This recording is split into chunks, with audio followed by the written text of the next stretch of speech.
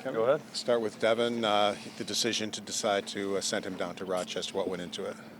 Yeah, I think you guys have heard me talk about many times that, in a perfect world, you don't have a three goalie system. But, based on if you go back to training camp and the situation we were in, the situation around the league, we felt it was the right thing. And then obviously ran into some injuries. Devon was out for a little while. Combs was out for a little while. So just kind of getting ourselves into a spot where this felt like the right time. We also look ahead at the schedule, and it's in a situation for Devon where maybe he was going to get in a game a week or something like that, and then we really aren't going to have much practice time in December. So this is all part of the process. We're super excited about Devon and believe in him, and just feel like this is an opportunity for him to get in a rhythm, get sharpened up, even through some more structured practice reps, and that's something that we have the luxury and the ability to do right now, and I think it's the right decision at this time. Was he okay with it? Yeah, we had a good meeting yesterday. Myself, Donnie, Mike Bales, sat down with him, probably spent about a half hour, and just what I wanted him to hear. And trust me, I've been on the other side of that, and sometimes you don't hear things, or you only hear certain things. What I wanted him to understand, this is perfectly normal. We've talked over and over again about I don't think there's a perfect scenario that you have to follow. Say this player has to go this path, but in this situation, this is the right thing to do. And he understood. He asked questions. We talked to him. We told him that we believe in him, and this is just part of the process. And also, Rochester has really done a nice job over the last few years of, working with players and helping develop players. And so, he understood. He was good. He was positive. He asked questions, which is what you want. But I also think it was important for Balesy to talk to him a little bit. His message was great, about being present. And when you have an opportunity to play in the American League, sometimes it's actually it's a gift, because you can kind of flip your mindset a little bit and just focus that day on where you are and getting better. And then, I thought Donnie also, it was a good job of kind of resetting, asking Devon questions. Ultimately, what's your goal? And if your goal is to be a great goalie in the National Hockey League, then sometimes these are opportunities to work in your game and do that. So, all positive, all part of the process for him. Kevyn, is there a certain game mark you would like? He's 21 years old. Would you like to get him 40 if it's between here and there? And yeah, not really. I think you just have to be open and flexible. Maybe in the back of our mind, you have a little bit of an idea, like what would be, if you were sitting in July, fast forward in July, say, hey, it'd be great to have this many games. But I think you also just have to be flexible and open to what the situation dictates. And I do see an opportunity when you look at the calendar of him being able to really get games right now and practice, which, you already heard me talk about. So, no timeline. We'll monitor it. I think it's a good opportunity for him to be him, and we're excited about his future. Is there also a benefit for him to work on his game where there's not the pressure of being in the NHL? I mean, because night in and night out, it's not like he's going to face any easy team. It's difficult every night. Yeah, I mean, this is a tough league. Everybody knows that. And, one thing that we have talked about organizationally, and we shared this with Devon, is as a goaltender in the National Hockey League, you're no longer in having the ability to think about development. You're thinking about it's winning, and it's winning that game any way you're going to win. Now, in Rochester, obviously, we want to win every game, but you're also focusing on your personal development, and so some of that just is able to get reset a little bit. And sometimes the rules dictate that you can do it depending on where a player is in his contract or, in his career. This is an opportunity that I think is really good for him, and that was the message yesterday. I'm positive. How much did Pekka's emergence play a role in this? That he's probably going to get the net more now. Yeah,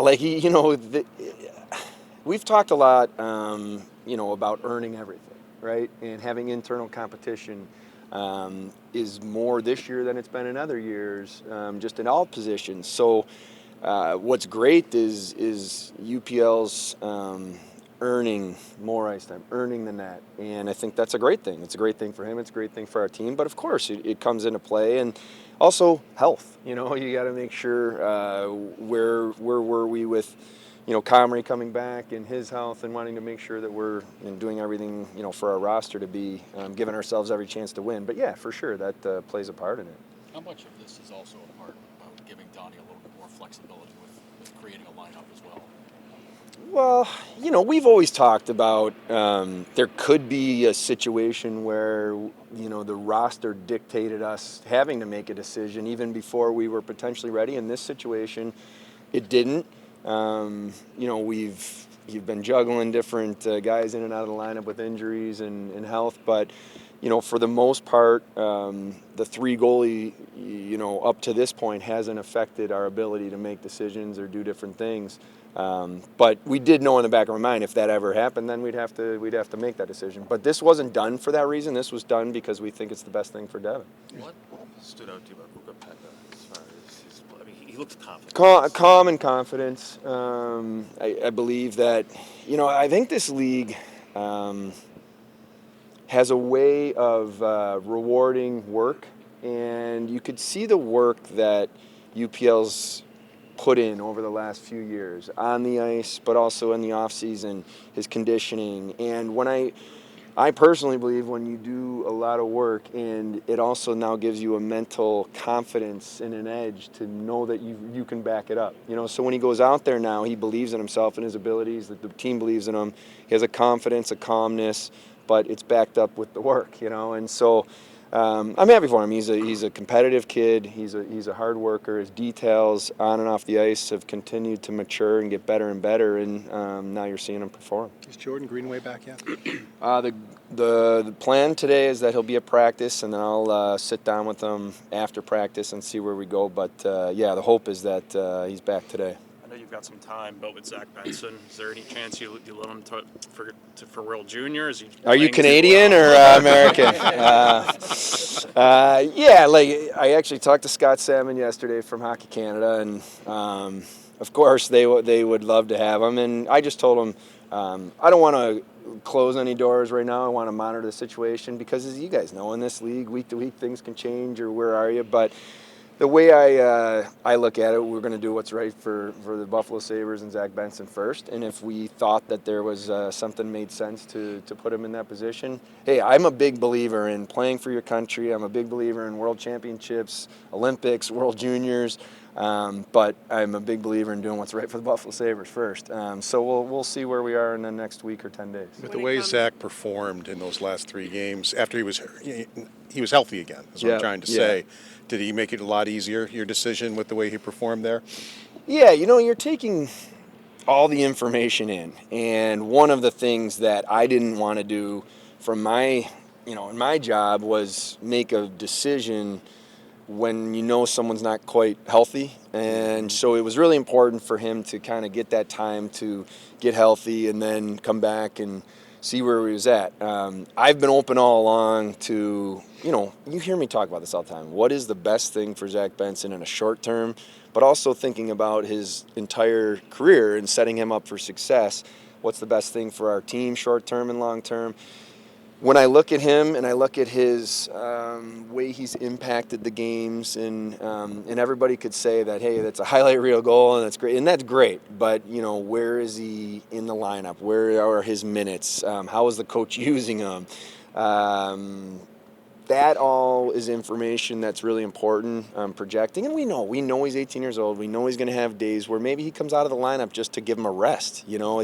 It's hard to play even back-to-back. So there could be times where it's not even performance. We just might see he's dragging a little bit. Let's recharge him. So just with all the information we have, we felt that it put our team and him in the best position to keep him. And, I thought in New York he was excellent. He's been excellent all year, but I thought he was in a game like that against a top team in Madison Square Garden.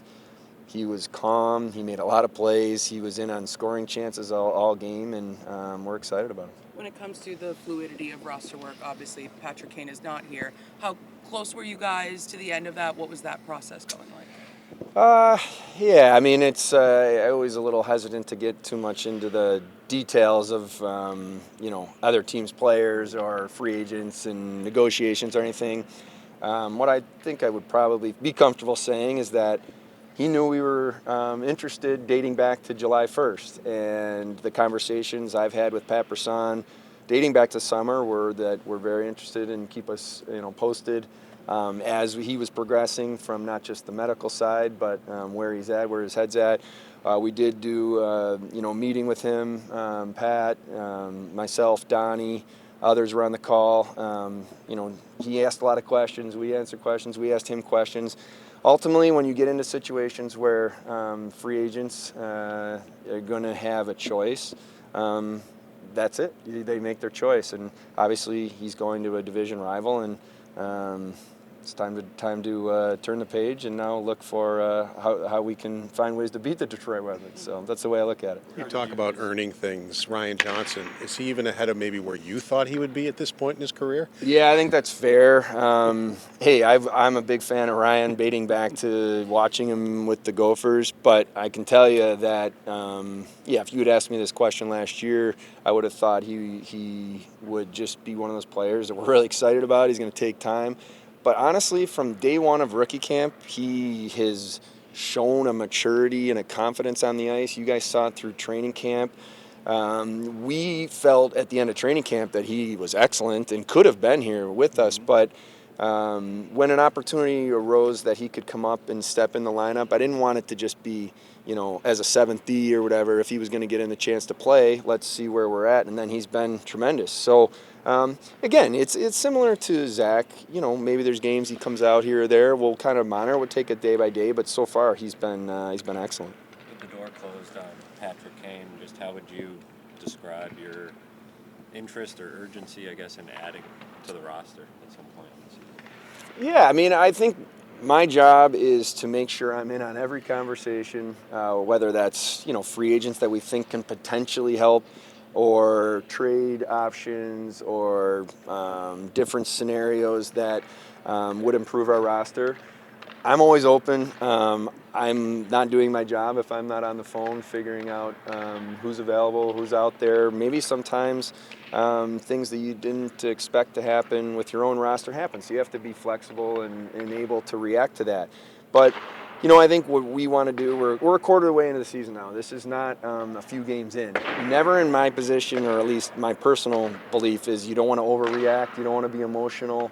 But you also need to be looking at facts and be honest. And now we're a quarter of the way in. I feel that our compete level hasn't been good enough night in and night out to get consistent results. And that's why I think that's where we're at, 500. So we need internally with the people here to raise our kind of consistent compete. And then your talent comes out. And I think that's the next step for our team. But if there's a way to make our team better, we're going to do it. Which do you think that compete hasn't done yet? Well, I think sometimes you commit. It's easy for me to say this. You commit to a young roster. Everybody knows we're the youngest team in the league, and you can say, is that part of it? Yeah, I think it's just learning to find ways mentally to get yourself where you need to be night in and night out. The line and the margin in this league is so fine. So I think that's the next step for our team. And it doesn't just happen year to year. It doesn't just say, okay, the majority of the team's back now, you're just going to be right at that same level. It takes work. So that's something that we've talked a lot about. But that's our challenge. I truly believe if we consistently compete at a very high level, our talent will have an opportunity to come through. And I think you saw that the other night in two examples. One against Jersey, where it wasn't there, and that's what happens. And then 48 hours later, it was there, and now you see us in a tough building against a tough team perform well. So that's the next step for us. Do you think maybe some of the players didn't realize that you don't pick up right where you left off in the next year? Yeah, and I also think, we believe in ourselves as a group, and we believe in the talent we have, but sometimes it's the order of operations. I think as a player, in my opinion anyways, the compete has to come first, and then the talent comes out.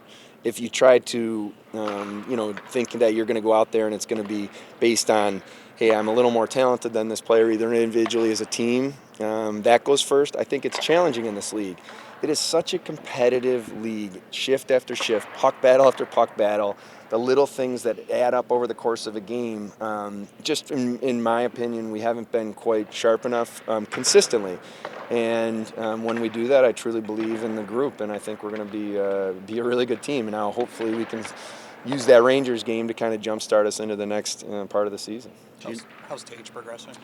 Good. He was just re-imaged. Hopefully he's on the shorter end of the timeline, but still a little ways away, but definitely in a good spot. And Jack, I would say, it was great. He came on the road. I think that was two things. One, mentally, just to get him, there, and then two, just to be a little bit on the ice with the team. He is right on schedule.